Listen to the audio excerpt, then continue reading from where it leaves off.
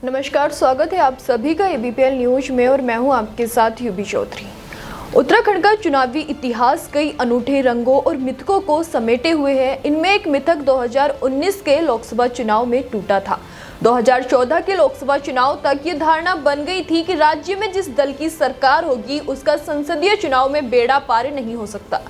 2019 के लोकसभा चुनाव में भाजपा ने इस मिथक को तोड़ा और अब 2024 के चुनाव में एक बार फिर सियासी हलकों में सवाल तैर रहा है कि ये मिथक फिर टूटेगा या बरकरार रहेगा।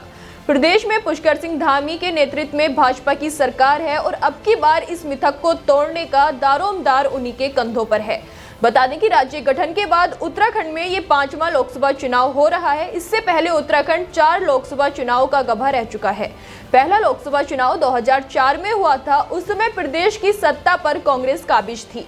एनडी तिवारी सरकार के समय हुए इस चुनाव में कांग्रेस को सिर्फ नैनीताल सीट पर संतोष करना पड़ा था और वो 4 सीटें हार गई थी।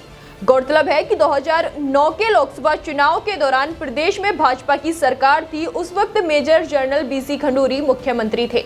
उनके समय में हुए लोकसभा चुनाव में भाजपा 5 सीटें हार गई थी। फिर 2014 के लोकसभा चुनाव आए। उस दौरान प्रदेश में कांग्रेस का राज था। भाजपा में नरेंद्र मोदी की लहर उठने लगी थी। इस चुनाव में कांग्रेस को 5 सीटों पर करारी हार का सामना करना पड़ा। तत्कालीन विपक्षी दल भाजपा ने लोकसभा की 5 सीटें जीत ली थी। यानी एक बार फिर राज्य में जिसकी सरकार लोकसभा में उसकी हार का मिथक बरकरार रहा। जब 2019 के लोकसभा चुनाव आए तो भाजपा प्रदेश में प्रचंड बहुमत से सत्ता पर काबिज थी।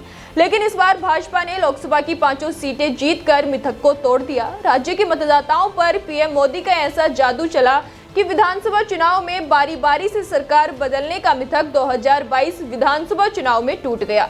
भाजपा ने 2017 के बाद 2022 में अपनी सरकार बनाने का कारनामा कर दिखाया। अब 2024 के लोकसभा चुनाव में भाजपा के सामने पूर्व में बने मिथक को दोबारा से तोड़ने की चुनौती है।